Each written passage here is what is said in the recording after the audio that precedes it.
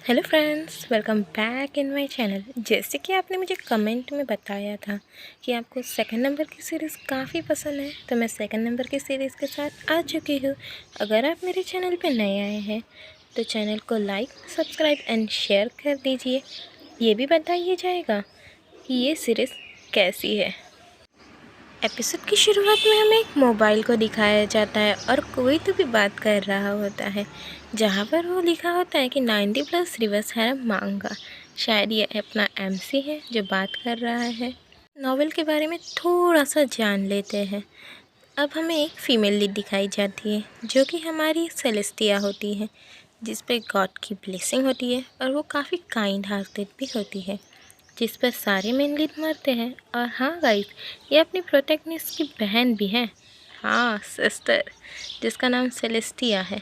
और हम इस कहानी के फर्स्ट मेन लीड को देखते हैं जो कि एक एम्परर होता है, और जो कि इस राज्य का एम्परर है गाइस, और इसका नाम है लियोपोल्ड रैम्पेज।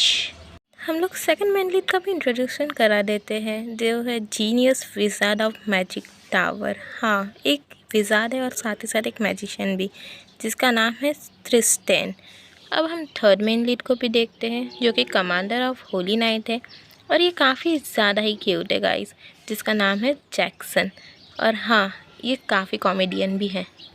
ऑफ कोर्स अब हमारे मेन लीड की बारी है, जो कि काफ़ी ज़्यादा स्पेशल है, और वो छत के ऊपर बैठा हुआ है। आप बताइए गाइस, ये कौन हो सकता है? ऑफ कोर्स ये हमारा प्रोटैगनिस्ट है, जो कि एक हीरे को देखकर काफ़ी ज़्यादा मुस्कुरा रहा होता है, और इसका नाम है नेवियस।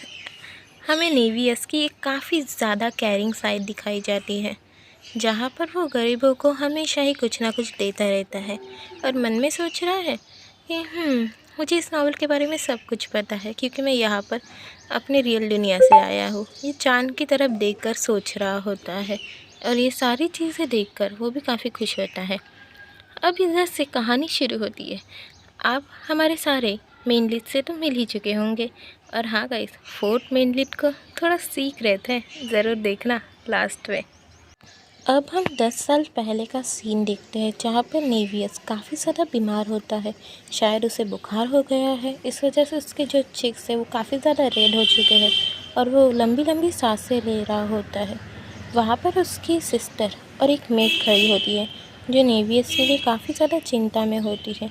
तब सेलेस्टिया बोलती है, मेरे भाई ठीक तो हो जाएगा ना, क्या मैं उसके साथ सो के देखूँ? तब सेलेस्टिया कहती, मेड कहती है कि मैम डोंट वरी, वो ज़रूर ठीक हो जाएगा।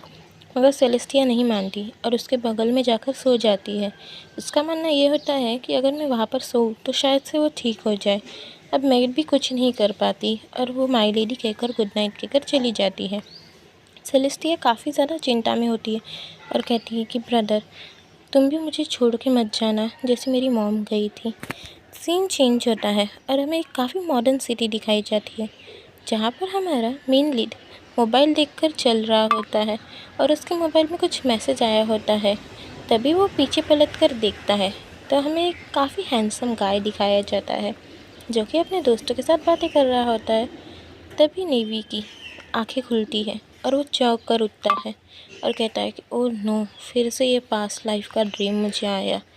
तभी वो कहता है कि मेरे बगल, ओह नो, मैं तो ये नावल में फंस गया था, अब मुझे सारी चीज़ें याद आने लगी हैं।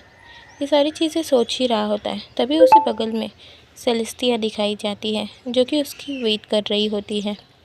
वो सोचता है कि नो वे, मैं इस पागल स्टोरी को बदल के ही रहूँगा और अपनी सिस्टर को भी बचा लूँगा। तभी सेलेस्टिया की आंखें खुलती है और नेवी उसको काफ़ी प्यार से समझा के फिर से सुला देता है।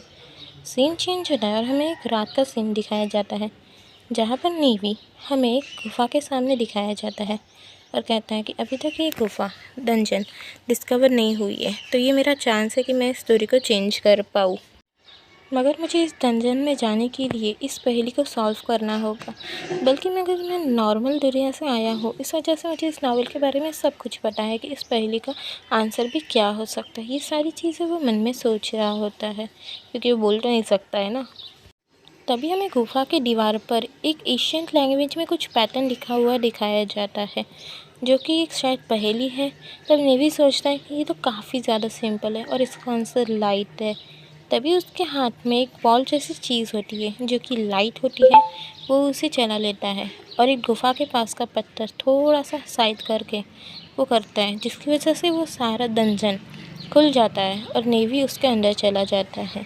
तब वो मन में सोचता है कि हाइडिंग ट्रैप्स ये काफ़ी ज़्यादा इजी है और हमें कुछ हाइडिंग ट्रैप भी दिखाए जाते हैं जो कि काफ़ी ज़्यादा ही तेज़ी से नेवी को काटने के लिए आ रहे होते हैं, मगर नेवी हर इससे बच जाता है क्योंकि हमारा नेवी कहता है नरेटर ने हर एक कैरेक्टर को एक स्पेशल पावर दी होती है जिसकी वजह से वो इस नावल में सरवाइव कर पाते हैं।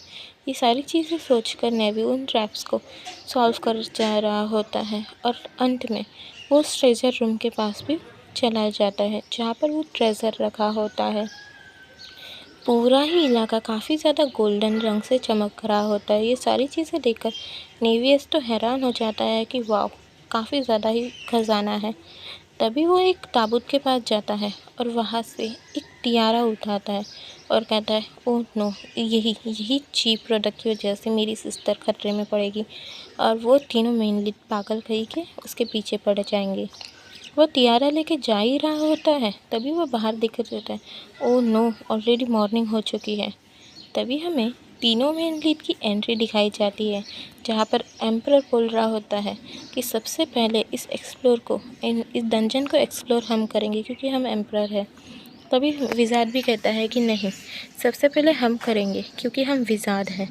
ये इन दोनों के बीच में जो नोकझोंक हो ही रही होती है तभी हमें कमांडर को दिखाया जाता है जो कि कहता है कि क्यों ना हम तीनों ही साथ में करें। तब ये कहते हैं शट ऑफ, यू विश, तुम्हारी मर्ज़ी, तुम जो चाहे वो करना चाहो तुम वो करो। तब लियोपोल्ड कहता है कि आखिर मैं तुमसे ट्रस्ट कैसे कर सकता हूँ, आखिर तुम एक मैजिक टावर के मेज जो हो और तुम इतने भी कैपेबल नहीं हो कि मेरे पहले जा सको।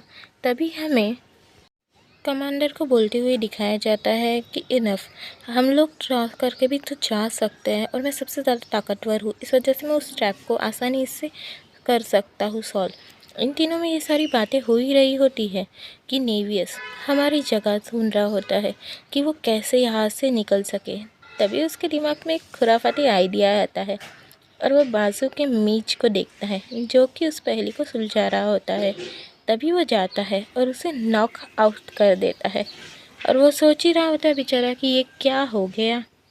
नेवी अपने खुराफाती आइडिया की वजह से उसको बांध के उसके कपड़े लेकर और तियारा लेकर जाने ही लगता है स्लोली कामली, और वो तीनों ही पीछे में बातें ही कर रहे होते। तब भी उपसी तियारा नीचे गिर जाता है और नेवियस काफ़ी ज़्यादा चिंता में हो जाता है। उसका जो चेहरा होता है ना वो काफ़ी ज़्यादा पीला पड़ चुका है। तभी एम्परर रुकने को बोलता है, हे विज़ान, तुम इधर आओ। तभी नेवियस डरते हुए और घबराते हुए जाता है और उन सबको ही ग्रीट करता है और कहता है कि मैं यहाँ का एक विज़ार्ड हूँ और जो कि मैं यहाँ पर सिर्फ कुछ चीज़ें से आ रहा था। तभी हमारा कमांडर काफ़ी प्यार से कहता है कि ये तुम्हारा ताज नीचे गिर गया था और ये तुम पहनो।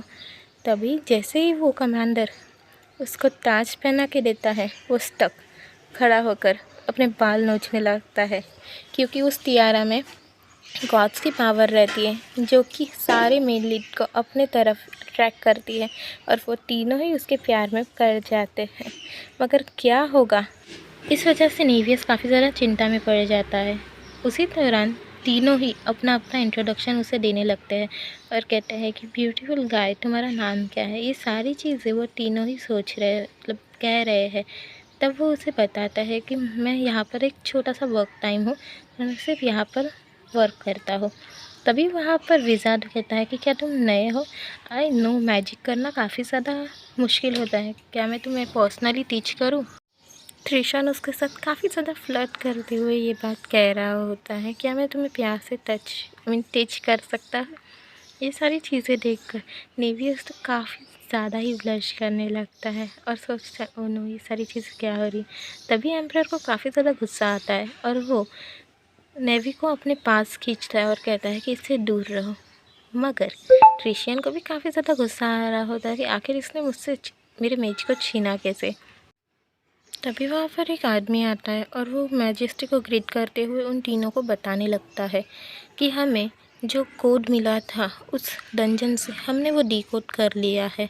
इन तीनों की ये बातें सुनकर और जो आदमी को देखकर नेवियर जल्दी से वहाँ से भाग जाता है, जो कि घोड़ा होता है उसके साथ। तभी कमांडर सोचने लगता है आखिर ये हॉर्स कहाँ चला गया। हमें नेवियर्स को काफ़ी ज़्यादा चिंता में दिखाया जाता है और वो सोच रहा होता है कि थैंक गॉड मैं बच गया उन तीनों ही पागल मेनली से, वरना मेरे साथ क्या होता मुझे भी नहीं पता।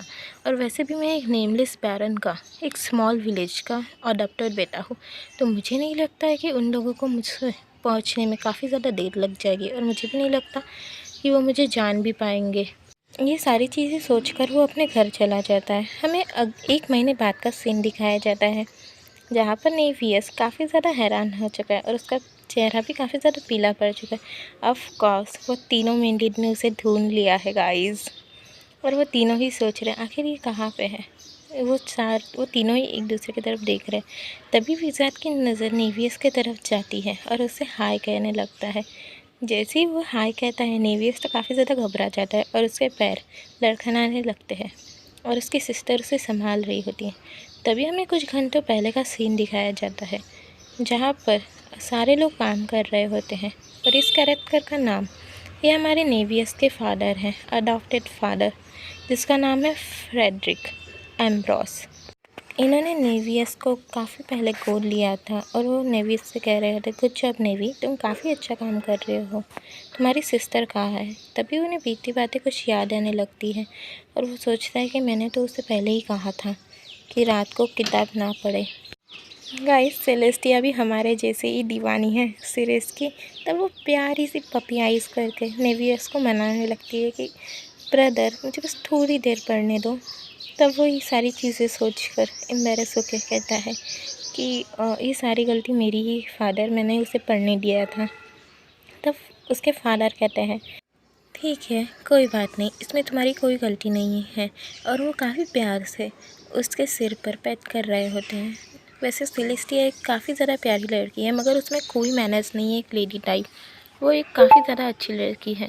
तब नेवी भी कहता है कि माय लॉर्ड वो काफ़ी ज़्यादा अच्छी है और डोंट वरी, उसके लिए कोई ना कोई कभी ना कभी मिल जाएगा। वो एक वंडरफुल चाइल्ड है और काफ़ी ज़्यादा ही स्पेशल है।